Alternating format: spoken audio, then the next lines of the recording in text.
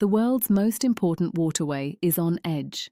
Nearly 1/5 of global oil passes through a narrow stretch of sea called the Strait of Hormuz. Now, tension is rising. Warships move silently. Diplomats rush between capitals. And behind closed doors, the United States and China are talking. Not publicly, not clearly, but urgently. Because if these talks fail, the consequences could ripple across the entire global economy. So the real question is simple. Can diplomacy prevent escalation before it's too late? And in the next 10 minutes, you'll find out exactly why. The Strait of Hormuz sits between Iran and the Gulf states. It is only about 21 miles wide at its narrowest point, but its importance is massive. Oil tankers from countries like Saudi Arabia, the UAE, and Kuwait pass through it every day. This route connects the energy-rich Middle East to the rest of the world. The United States has long maintained a naval presence in the region. Its goal is simple: keep shipping lanes open, protect global trade. Iran, on the other hand, sees the strait as a strategic lever. If tensions rise, control of this narrow waterway becomes a powerful bargaining tool. China enters the story for a different reason. It is one of the world's largest energy consumers. A large portion of its oil imports passes through this exact route. Any disruption threatens its economy.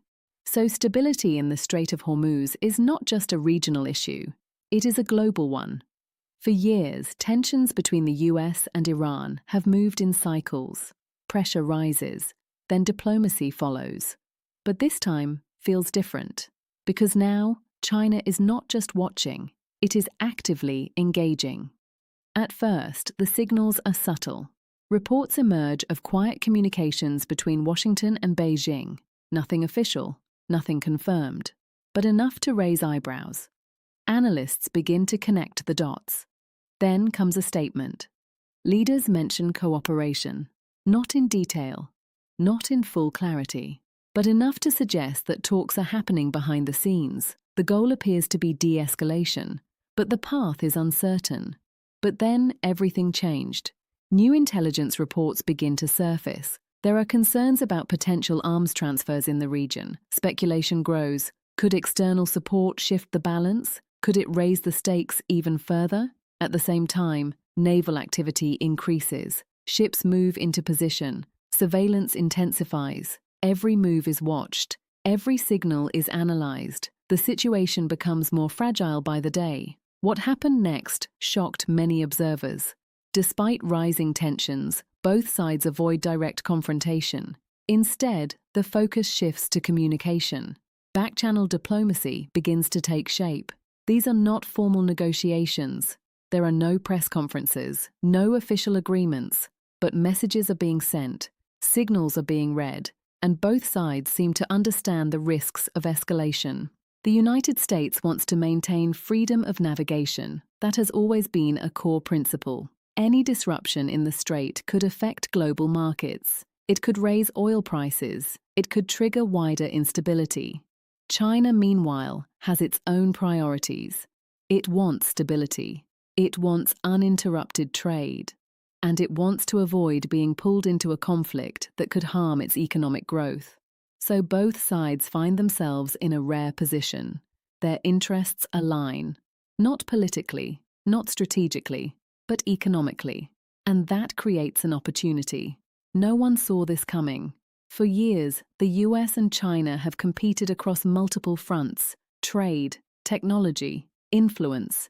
But in this moment, cooperation becomes possible. Still, the situation remains tense. Iran continues to assert its position in the region. It signals that it will respond to pressure. It shows that it has options, and those options matter. There are also regional players involved. Gulf countries watch closely. Their economies depend on the strait. Any disruption affects them immediately, so they support stability, quietly, carefully. Meanwhile, global markets react in real time. Oil prices fluctuate with every headline. Investors track every development, because the stakes are not just military, they are economic. As days pass, the pressure builds. Statements become sharper, movements become more visible. But behind the scenes, something else is happening. Conversations continue, not loudly, not publicly, but consistently. Diplomats exchange ideas, officials explore options, and slowly a framework begins to form. The idea is simple: reduce tensions, avoid escalation, keep the strait open. But the execution is complex. Every decision has consequences. Every move is calculated. And then the moment arrives. A critical point, a decision that could shift everything. At the peak of the tension, both sides face a choice: escalate or step back. The military options are clear. They always are. But the risks are enormous. A blockade could disrupt global trade. A confrontation could trigger a wider conflict. And once that begins, controlling it becomes nearly impossible. This is the climax of the story. The moment where decisions matter most. The United States signals readiness. It shows capability. It demonstrates presence, but it also leaves space for dialogue. China responds with caution. It emphasizes stability. It highlights the importance of cooperation, and it quietly reinforces the message that escalation benefits no one. At the same time, communication channels remain open. Messages move quickly. Clarifications are made. Misunderstandings are reduced. The tension does not disappear, but it is managed, carefully, deliberately, and that is the turning point. Not a dramatic agreement, not a public handshake, but a shift in approach, from confrontation to coordination. It is not perfect, it is not complete, but it is enough to prevent immediate escalation. After this moment, the situation begins to stabilize. Slowly, gradually, naval activity remains, but it becomes less aggressive. Statements become more measured. The global reaction is immediate. Markets calm. Oil prices stabilize. The sense of urgency fades, at least for now. But the story does not end here, because the underlying tensions still exist. The strategic competition continues. The regional dynamics remain complex. However, something important has changed. A precedent has been set. Even in moments of tension, dialogue is possible. This matters for the future, because similar situations will arise again. The Strait of Hormuz will remain a critical choke point, and global powers will continue to have interests there. The key lesson is clear. Military strength can shape outcomes, but communication can prevent escalation. Today, the world watches closely. Analysts study every move. Governments prepare for every scenario.